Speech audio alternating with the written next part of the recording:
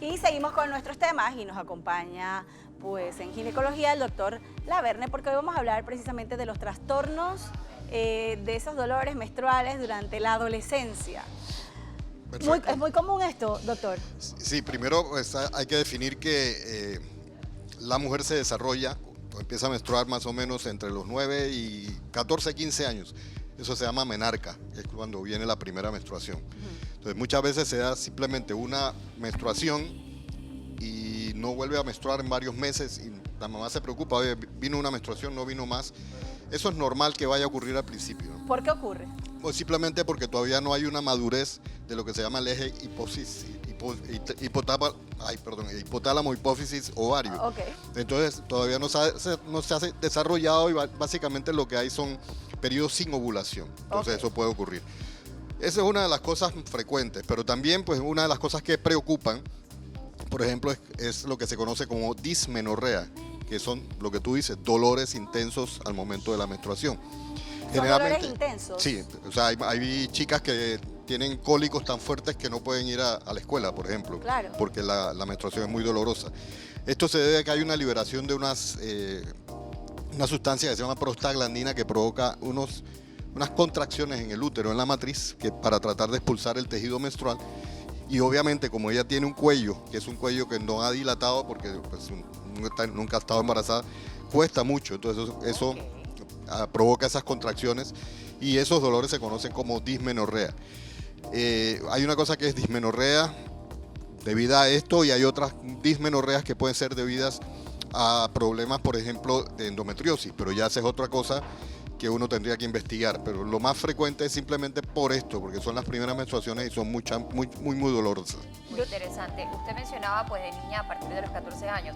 Yo conozco casos de niñas que han tenido su periodo menstrual a la edad de 9, 8 años. Él dijo de 9, sí, entre 9 y 14. Sí, entre 9 y 14, 15 años. O sea, si ya pasa, por ejemplo, llega a los 15, a los 16 años ya uno tiene que pensar que hay una amenorrea primaria, o sea, que no ha menstruado. Amenorrea quiere decir que no viene la menstruación. Y puede ser primaria, si no ha menstruado después de cierta edad y que ya ha tenido desarrollo de pronto de los órganos, por ejemplo, de ya ha crecido el vello púbico y sus senos, entonces, y no menstrua después de varios meses, uno tiene que investigar qué está pasando. ¿Es un factor genético el que determina la edad de menstruación de una niña? Generalmente hay alguna similitud con la madre, ¿no? Si la mamá se desarrolló temprano, la hija también, pero no es estricto, pero sí puede haber algún tipo de factor genético. Lo que sí es importante es, por ejemplo, apenas venga el periodo a nuestras hijas, pues es importante inmediatamente hacer la cita con el ginecólogo. No necesario, o sea, ¿no? Realmente, primero, ella está en una etapa donde todavía sigue siendo evaluada en crecimiento y desarrollo por el pediatra. Correcto. Entonces, esto, a menos que sea un problema menstrual que tenga, ya sea que los dolores sean muy intensos o simplemente que tenga un sangrado irregular. Exacto, ¿qué pasa si el sangrado es irregular? ¿Cómo una mamá o un papá pues pueden determinar, oye, en verdad tengo que llevarla al especialista? Cuando nosotros hablamos de un ciclo menstrual normal, normalmente la menstruación va a venir entre 21 a 35 días. O sea, cada 21 días o cada 22, lo promedio es cada 28, pero hasta cada 35 se considera normal. Y también la otra cosa es el periodo, o sea, la duración del sangrado, que usualmente vemos que un sangrado puede ser de 3, 4, 5 días hasta 7. Y si ya se prolonga, pues ya uno tiene que investigar. Entonces, estas serían dos cosas, que es el ciclo menstrual, si es normal o anormal. Entonces, si es anormal, entonces ya podríamos decir, bueno, va a tener que ser evaluada por un médico ginecólogo para poder empezar a regular. Esto lo determina el pediatra. El pediatra puede determinar porque normalmente él es el que está en contacto, porque todavía obviamente la mayoría son niñas, no se han desarrollado, están en ese proceso apenas cuando empieza la menstruación. Entonces todavía siguen siendo vistas por el pediatra. Pero existen ya inclusive especialistas en ginecología infanto-juvenil, que son especialistas que se dedican más a la parte del manejo de problemas en la infancia y la adolescencia.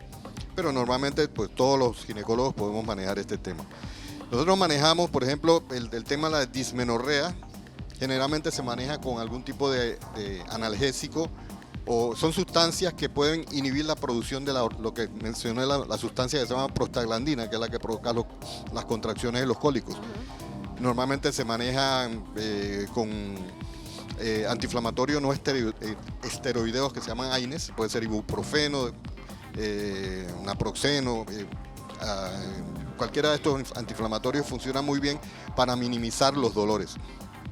Pero si a pesar de esto persiste o hay muchas irregularidades, nosotros empezamos el manejo hormonal. Generalmente el manejo hormonal se da Desde con, muy temprano. sí, se da con pastillas anticonceptivas de baja dosis. ¿Esto tiene algún efecto a la larga, darle de repente un manejo hormonal a una menor de edad? Generalmente no, o sea, nosotros tratamos de no hacerlo, pero a veces es necesario. Usualmente se habla que la mujer, cuando se desarrolla, ya llegó a sus niveles máximos de crecimiento y que ya viene lo que llaman el cierre de las epífisis en los huesos, para que donde ya no hay más crecimiento.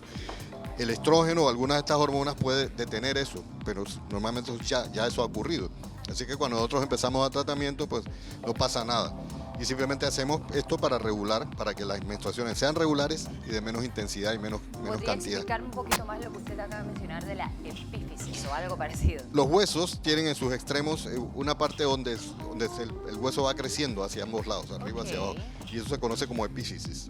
Entonces, eso llega un momento donde se cierra ya. Entonces, la persona ya no va a crecer más. Interesante, por ejemplo, allí se da el tema del ensanchamiento de las caderas, ¿no? O sea, Eso es más digamos que nada. Eso mide, podemos relacionar eso con ese Eso tipo de vendría crecimiento. más con el mismo desarrollo genético de la mujer, de la parte funcional. ¿Tiene algo Esto que más ver que con nada la con el altura crecimiento. ¿Perdón? ¿Crecimiento tiene que ver algo con la altura también?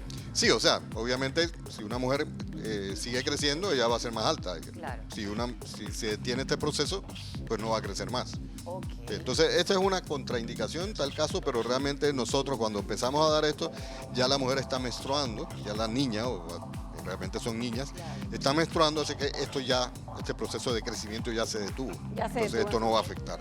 Aparte de los dolores sumamente severos que puede pasar una adolescente o una niña, si se llega a desarrollar y tiene algún trastorno, ¿qué otra irregularidad podemos observar? Ok, si tiene menstruaciones muy abundantes y son persistentes, puede desarrollar anemia.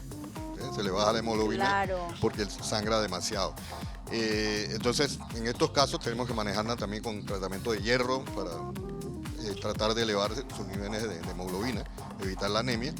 Y normalmente aquí es donde utilizamos los anticonceptivos orales que nos ayudan a minimizar el sangrado, entonces para que haya una recuperación pues, de los niveles de ¿Los hemoglobina. anticonceptivos tienen efectos secundarios? Generalmente no, aunque al principio puede dar algún tipo de molestia como náuseas, que cae mal dolor de cabeza, cosas como cualquier otro medicamento, pero hoy en día los anticonceptivos son de muy baja dosis, entonces normalmente no tienen esos efectos son como lo de secundarios. antes. Exacto, anteriormente una píldora, por ejemplo, tenía 50 miligramos de etinilestradiol, hoy en día tienen 20 y hasta 15, o sea, entonces obviamente el efecto secundario es muy mínimo. interesante. Me encantaría hablar con usted sobre anticonceptivos, por favor, Claro. en la próxima entrega. Vamos a hablar de todas las opciones porque hay un montón de mujeres desinformadas. Hay un montón sí. de opciones para cuidarse. actualidad, sí. El hecho de que una mujer es que me embaracé, o sea, es por falta de uso o conocimiento del uso anticonceptivo. Muchas gracias, doctor. Interesante tema. Mire, ya lo comprometí. Vamos a hablar, por favor, en la próxima entrega de anticonceptivos. Ha estado con nosotros esta mañana